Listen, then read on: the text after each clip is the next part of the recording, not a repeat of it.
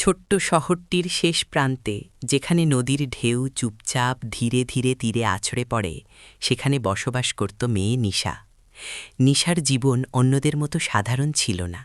তার ছোটবেলা থেকে স্বপ্ন ছিল বড়, কিন্তু বাস্তবতার জটিলতা সবসময় স্বপ্নের পথে বাধা হয়ে দাঁড়াত। তার বাবা একজন স্কুলের শিক্ষক, মা হোমমেকার, আর ছোট ভাই স্কুলে পড়ত। নিশার সবচেয়ে বড় স্বপ্ন ছিল লিখতে পারা, এমন কিছু লিখে যা মানুষকে স্পর্শ করবে। কিন্তু ছোট শহরের সীমাবদ্ধতা আর পরিবারের আর্থিক চাপ সব মিলিয়ে তার স্বপ্নকে ধীর করে রেখেছিল। স্কুল শেষ করার পর সে শহরের একটি ছোট বইয়ের দোকানে কাজ শুরু করল। বইয়ের মধ্যে সময় কাটানোই তার একমাত্র আনন্দ। একদিন দোকানে আসে এক অচেনা মানুষ। তিনি ছিলেন অদ্বৈত, একজন শহরের প্রতিষ্ঠিত লেখক। তিনি নতুন বইয়ের প্রচারের জন্য শহরে এসেছেন। বই কেনার সময় নিশার চোখে বই নিয়ে এক অদ্ভুত আগ্রহ দেখা যায়। অদ্বৈত লক্ষ্য করলেন নিশার চোখে আছে এক ধরনের অপূর্ণ কল্পনা এবং গুণের ছায়া, যা সহজে চোখে পড়ে। তুমি কি লিখো? অদ্বৈত হেসে জানতে চাইলেন। নিশা লজ্জায় চুপ থাকল। তারপর ছোট্ট কণ্ঠে বলল, আমি লিখি, কিন্তু কেউ পড়ে না।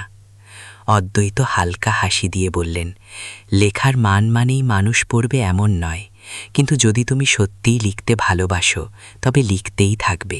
লিখে যাও, মানুষ পড়ে দেখবে। এই কথাগুলো নিশার মনে গভীর ছাপ ফেলল।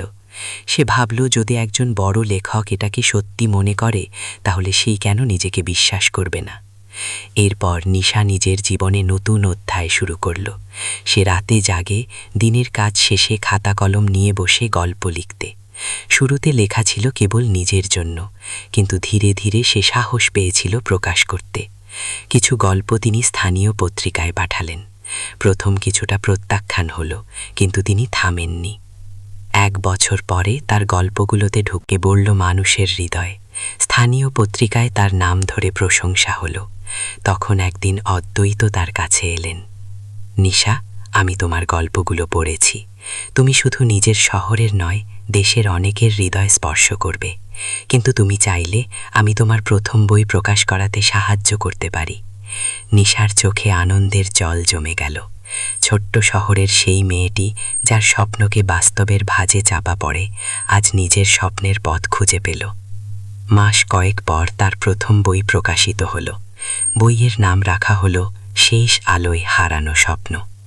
বইটি শুধুমাত্র পাঠককে আনন্দ দেয়নি, বরং অসংখ্য মানুষের মন জয় করেছে, যারা কখনো ভেবেছিল তাদের স্বপ্ন অসম্ভব।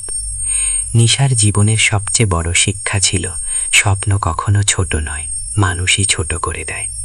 সাহসী হলে এবং চেষ্টা করলে শেষ আলো তোমার পথ আলোকিত করবে।